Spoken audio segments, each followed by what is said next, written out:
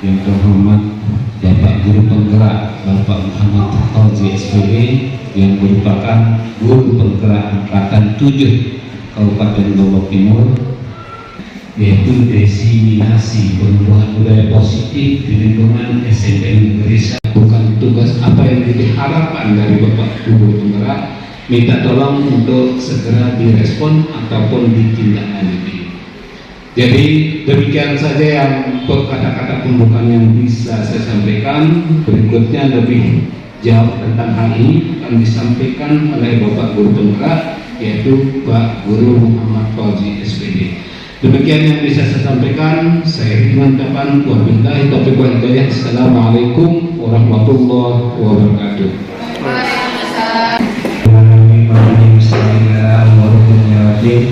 Allahumma sholli ala sayyidina Muhammad wa ala ali sayyidina Muhammad. Bapak Ibu guru rekan-rekan perjuangan di SMP Negeri 1 Jakarta Barat yang semoga Allah Subhanahu wa taala senantiasa memberikan ridho taufik dan hidayahnya. Mohon maaf pada sekolah yang sama-sama kita hormati. Dalam kegiatan ini merupakan kegiatan diseminasi penumbuhan budaya positif, merupakan bagian dari tugas saya sebagai calon guru penggerak. Semuanya insya Allah cukup banyak yang kita dapatkan, karena kita harus saya pribadi mengakui bahwa hal-hal yang kita tidak pernah dengar selama ini tentang pola-pola baru di dalam lingkungan pendidikan itu sangat banyak menggugah kesadaran secara pribadi untuk lebih berkomitmen menjadi seorang guru, ya, karena harus kita sadari semua bahwa penimbasan pedagogik pada waktu kuliah itu tidak seberapa, dan memang kalau ketika kita terjun banyak hal yang kita harus pelajari, sehingga program-program yang diadakan oleh Kementerian Pendidikan merupakan tindak lanjut dari pendalaman peningkatan mutu tenaga pendidikan Indonesia. Saya lanjut kepada materi diseminasi penumbuhan budaya positif. Sebagaimana yang kita ketahui bahwa apa yang kita lakukan saat ini, cara kita mengajar saat ini lebih banyak adalah apa yang kita lihat semasa kita sekolah. Ya, harus kita akui, saya secara pribadi juga sering mempraktikkan hal-hal yang dulu waktu semasa SMP SMA kita praktikkan, tetapi hal itu sangat ditentang oleh penguasa pendidikan saat ini, bahwa budaya-budaya lama yang bersifat kolonialis itu sudah harus ditransformasi kepada budaya-budaya merdeka dan mandiri. Sehingga yang berkaitan tentang budaya ini, ya, eksistensi kita saat ini karena adanya warisan pemikiran dan perilaku masa lampau, ya, itu yang menjadi yang kita taati saat ini di dalam lingkungan keluarga, masyarakat, dan pendidikan. Kita fokus kepada lingkup ranah pendidikan budaya positif. Nah, sebagaimana yang disampaikan oleh Ki Hajar Dewantara bahwa depan, dimana seperti yang tadi saya katakan bahwa kita dulu tercetak dengan budaya guru-guru kita, sehingga apa yang pemikiran guru-guru kita dulu yang kita terapkan saat ini, sehingga kadang-kadang kita mohon maaf, memberikan pembelajaran di dalam kelas itu lebih monoton kepada hanya selesaikan beban dan tanggung jawab. Jadi itu sudah tidak hal yang harus disadari oleh semua tenaga pendidik. Nah, hal yang berkaitan tentang budaya positif yang tadi yang harus kita galakkan saat ini untuk menciptakan budaya-budaya positif masa depan, yang harus kita pahami kan dulu kita waktu sistem teaching, ya, stimulus respon itu ketika ada stimulus maka akan timbul dari proses stimulus itu harus dipindahkan menjadi teori kontrol. Artinya stimulus itu tidak serta-merta akan menimbulkan respon. Ini yang ditentang saat ini. Tidak semua stimulus itu akan mengakibatkan respon. Stimulus respon itu kita kan berekspektasi kepada siswa-siswi kita sesuai dengan apa yang dahulu kita lakukan semasa kita masih jadi siswa. Bisa dipahami Bapak, perlu kita pahami pola pikir dahulu bahwa kita mengharapkan hal yang sama terhadap siswa-siswi kita, maka akan bertolak belakang dengan teori kontrol, bahwa realitas kebutuhan masing-masing orang itu berbeda. Jadi hal yang kita lakukan adalah memberikan transformasi pembelajaran sesuai dengan gambaran mereka. Paham Bu Dewi? Inilah yang nanti kita akan pahami di dalam restitusi. Nah, ini kan gambaran awalnya adalah stimulus respon, memahami stimulus respon dengan teori kontrol. Gambaran. Yang kedua, ini yang berkaitan dengan bagaimana sih orang itu bergerak. Kalau kita memandang kepada siswa-siswi kita dalam konsep budaya positif, kita harus memahami bagaimana kinerja otak, bagaimana kebutuhan bisa kita capai di dalam proses yang sederhana. Cara kerja otak, kalau saya bisa memberikan pemahaman simpel tentang bagaimana otak ini bekerja sesuai dengan apa yang telah diberikan di dalam kegiatan binatang reptil itu, kalau dia dielus-elus, ya, tetapi butuh proses untuk mengelusnya, kan? Misalnya ular reptil BK, ya. Nah, ketika ular itu dibawakan berusaha untuk mempertahankan diri. Nah, ini gambarannya.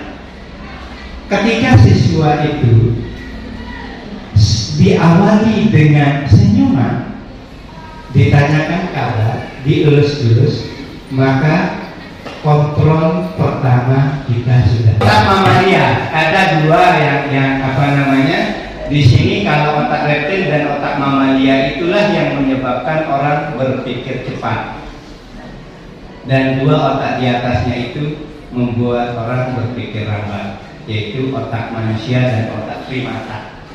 Nah, seperti yang tadi saya analogikan bahwa otak reptil itu disamakan dengan binatang-binatang reptil. Ketika dia terpojok, maka dia akan berusaha untuk melindungi diri. Nah, ketika kita mampu menguasai otak reptil dan otak mamalia pada diri siswa kita, ini kita mengambil kontrol awal. Kontrol awal itu, kalau kemarin saya mengkondisikan pembelajaran di awal dengan menggunakan istighfar dengan otak reptil dan mamalia ini lebih cenderung kepada bagaimana penginderaan dari subjek yang kita tuju, objek yang kita tuju, penginderaannya akan mempengaruhi dua otak ini.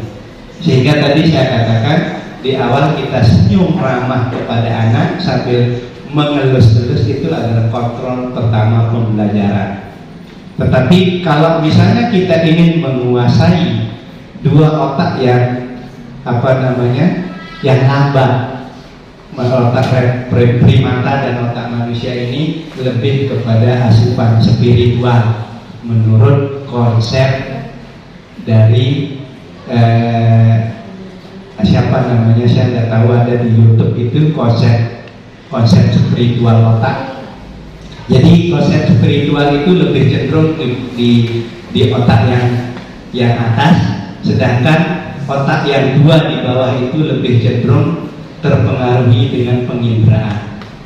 Sehingga kita lanjut ya, biar cepat selesai.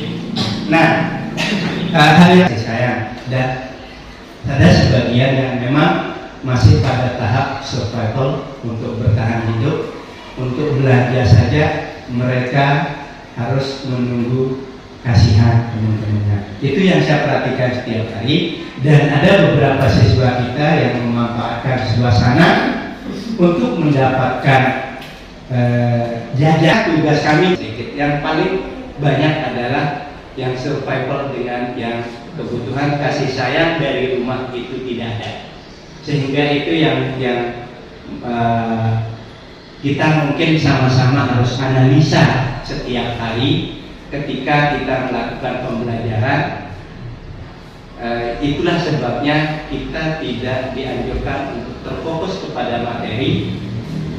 Kita lebih ditekankan untuk menganalisa seperti apa siswa-siswi kita setiap hari, sehingga kita bisa masuk melalui apa yang dahulu kita rasakan, apa yang dahulu kita selalu praktikkan waktu kita sebagai siswa. Nah, terus yang mendasari pergerakan tingkat SD SMP itu masih wirada, masih lebih cenderung memanfaatkan gerak tubuhnya untuk mendapatkan rasa. Bisa dipahami Bapak Ibu? Jadi siswa-siswi kita ini kalau tidak bergerak, dia tidak akan merasakan. Sehingga Bapak Ibu sering perhatikan di dalam kelas, ketika Bapak Ibu sedang memberikan proses pembelajaran, maka itu yang harus dipahami Bu. Itu yang tidak dalam setiap kegiatan. Kalau dia tidak bergerak, maka dia tidak akan merasa dirinya saat itu ada di sana. Itu konsep wirada. Jadi itu yang harus kita pahami, bahwa raga, indera, imajinasi, bermain, belajar, eksplorasi, pengalaman. Ya, kalau dia tidak masuk kelas 1, kelas 2, kelas 7, kelas 8 itu murni dominasi wirada. Sehingga waktu kelas 9 mereka akan belajar dari perjalanan proses tanpa banyak diperintah pun, baik laki maupun perempuan sudah timbul wiramanya. Dia sudah bisa merasakan sesuatu hanya dengan penginderaan. Ya, jadi perlu dijadikan pemahaman bahwa ketika misalnya di kelas 7, kelas 8 memang sudah seperti itu, dominasi wirada. Jadi kalau dia tidak bergerak, dia tidak merasa di sana. Ini hal yang perlu kita sama-sama pahami, bahwa dan jarang sepacu-pacunya siswa kita dia akan seperti itu.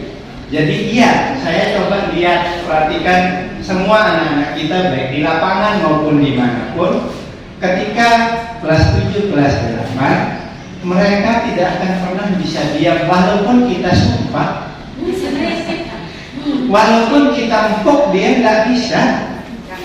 Karena memang ini konsep wiraga pada mereka itu kelas 7, 8 ketika mereka 9, 16 tahun, 9, 13, 14 itu wiraganya dominan. Jadi ini yang perlu kita pahami tentang bagaimana orang itu tergerak. Nah, Ki Hajar Dewantara ini kan sudah menjadi bapak pendidikan kita yang memberikan konsep ini. Nah, jadi kalau misalnya siswa-siswi kita itu tidak bisa diam, memang sudah kodratnya. Tetapi bukan hal itu yang akan membuat kita lalai. Nah, gitu. Selanjutnya tentang psikososial Erik SMP dalam psikososial ini prioritas mereka akan terus menampakkan diri. Jadi memang seperti itu kalau menurut psikososialnya Erik Erikson. 6 sampai 12 tahun sampai dia 12. Itu tetap prioritas bahwa dia menganggap dirinya serba bisa tetapi sebenarnya tidak mampu. Itu prioritas. Nah, nanti ketika dia SMA lebih kepada intima dan mengisolasi, mulai berpikir dan merasakan lingkungan kita sudah adalah solusi terakhir. Tetapi yang harus kita lakukan adalah memahami konsep yang tadi, bagaimana orang bergerak. Pertama, terkait kinerja otak, kebutuhan dasar, kebutuhan genetis, yang tadi yang wiraga wirama, dan tadi yang terakhir psikososial siswa kita. Nah, kan seperti yang Ibu lihat di depan, bahwa kita seringkali berbuat berdasarkan orang lain. Kita bergerak berdasarkan kebutuhan, tapi sebenarnya mohon maaf, saya sih masih belajar. Keyakinan kelas itu kita buat sebelum memulai materi di awal tahun, di awal semester. Jadi itu akan diingat. Kalau misalnya semua Bapak Ibu guru mata pelajaran punya keyakinan kelas yang diawali dengan penyatuan pendapat antara guru dan siswa, maka kita tidak akan lelah-lelah silih. Nah, setelah kita membuat keyakinan kelas, apakah nanti ketika siswa-siswi kita itu melanggar keyakinan yang sudah kita buat, kita akan berikan hukuman, konsekuensi atau restitusi? Nah, tinggal kita pilih. Kalau menurut konsep pendidikan saat ini, hukuman adalah terakhir. Yang masih kita dianjurkan adalah membuat konsekuensi dan restitusi. Ya, artinya begini, kalau misalnya anak-anak itu melanggar aturan yang telah kita sepakati di dalam kelas sesuai dengan kelompok mata pelajaran masing-masing, konsekuensinya apa? Sehingga tidak ada dendam di antara guru dan murid. Kalau kita berikan hukuman, misalnya kamu terlambat masuk, kamu berdiri di luar, sakit hati. Jadi kalau misalnya telah kita sepakati keyakinan kelas kita, kalau misalnya kamu telat 5 menit mau ngapain, kan pasti anak-anak itu akan memberikan menumbuhkan budaya positif atau disiplin positif di dalam proses pembelajaran. Nah, kita lanjut ke restitusi. Hukuman, apakah hukuman, konsekuensi atau restitusi. Jadi kalau di dalam ilmu teori restitusi ini, di sini kita ada 5 posisi kontrol guru. Yang pertama, penghukum, pembuat rasa bersalah, guru menjadi teman, guru menjadi pembantu, atau guru menjadi manajer. Nah, posisi kontrol 5 posisi kontrol ini masing-masing punya sebab akibat yang berbeda. Ketika guru itu menjadi penghukum, menghardik, menunjuk, menyakiti dan menyindir, seperti guru berkata, kalau kamu tidak melakukannya, saya akan. Kan seperti biasanya kita seperti itu ya. Kalau kamu mati, itu akan menimbulkan pemberontakan yang berkepanjangan. Ya, kalau dalam posisi kontrol posisi guru sebagai penghukum, atau kadang-kadang kita berposisi dalam membuat bersalah. Misalnya kita sudah punya kesepakatan kelas. Nah, kesepakatan kelas itu sudah kita buat, berceramah menunjukkan kekecewaan mendalam. Kamu sudah mengecewakan ibu. Kan kemarin kita sudah sepakat kan?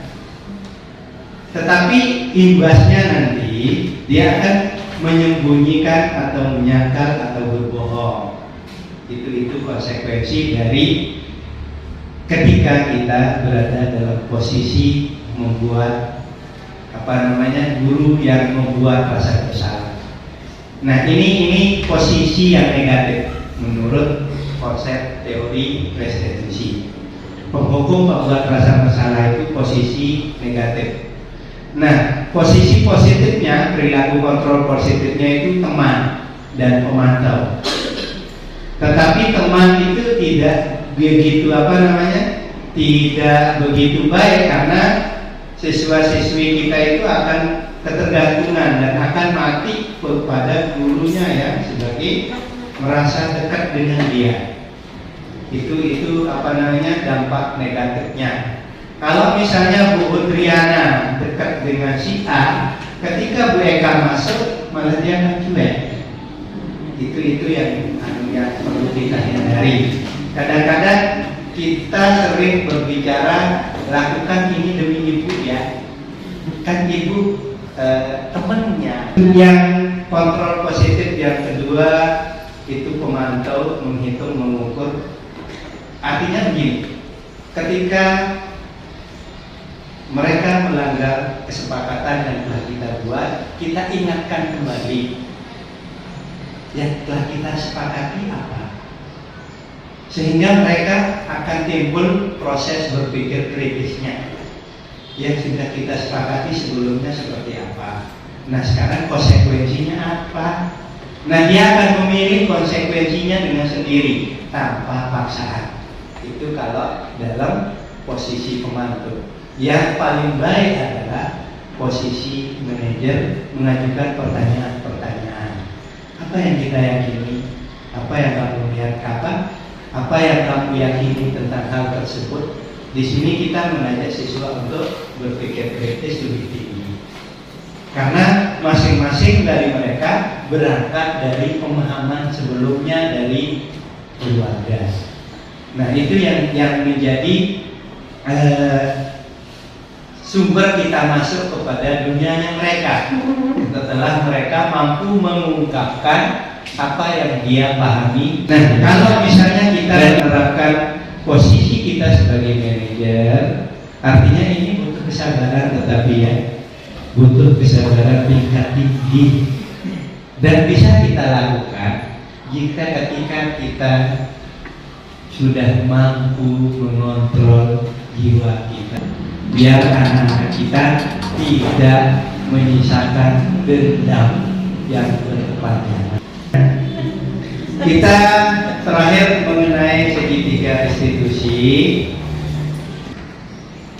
Setiap orang pasti pernah melakukan kesalahan. Artinya kalimat kita itu tidak memvonis anak itu salah secara mutlak. Artinya kita memberikan mereka keyakinan dulu. Mereka akan punya kepercayaan diri, walaupun mereka salah, tetapi dia tidak mogok. Artinya kan nanti narasi kalimat yang kita sampaikan kita sesuaikan dengan keadaan. Masing-masing kita mampu untuk memberikan kalimat-kalimat yang penuh kasih sayang tanpa mengorbankan anak-anak itu menjadi manja seperti yang kita lakukan di rumah. Sebenarnya yang diinginkan oleh segitiga restitusi ini. Nah, setelah anak itu mampu berdiri tegak ketika melakukan kesalahan, baru kita validasi tindakan yang salah, menanyakan, kamu tahu apa yang keliru? Kan seperti itu contoh narasinya kan. Jadi mereka akan berpikir, oh ya saya terlambat misalnya, oh ya saya tidak mengerjakan PR. Tetapi kebanyakan dari kita, ketika anak-anak itu lupa melakukan tugas pekerjaan rumahnya, seperti apa kita dulu, kita perbaiki, kita refleksi, dan kita bertekad, berniat jangan sampai terjadi kepada siswa-siswi kita saat ini. Nah, setelah itu, setelah kita validasi tindakan yang salah, maka kita akan menanyakan keyakinan yang telah kita sepakati. Artinya ada keyakinan universal yang berlaku secara umum di lingkungan keluarga maupun sekolah, seperti kebersamaan, gotong royong, keirapan dan sebagainya. Itu yang kita tanyakan, keyakinanmu apa? Seperti tadi, itu inti dari segitiga restitusi. 3 hal yang harus kita. Langkah pertama, menstabilkan identitas sehingga anak itu tidak berlarut merasa bersalah. Walaupun dia salah, kita membantu mereka untuk bisa percaya diri terlebih dahulu sebelum mampu mengungkapkan kesalahannya. Itu inti dari segitiga restitusi. Jadi kesimpulannya bahwa apa yang kita bahas dari awal itu, kita dianjurkan untuk menciptakan budaya baru yang akan menjadi warisan budaya masa depan pada anak-anak kita melalui penerapan disiplin positif baik di lingkungan sekolah maupun di lingkungan kelas.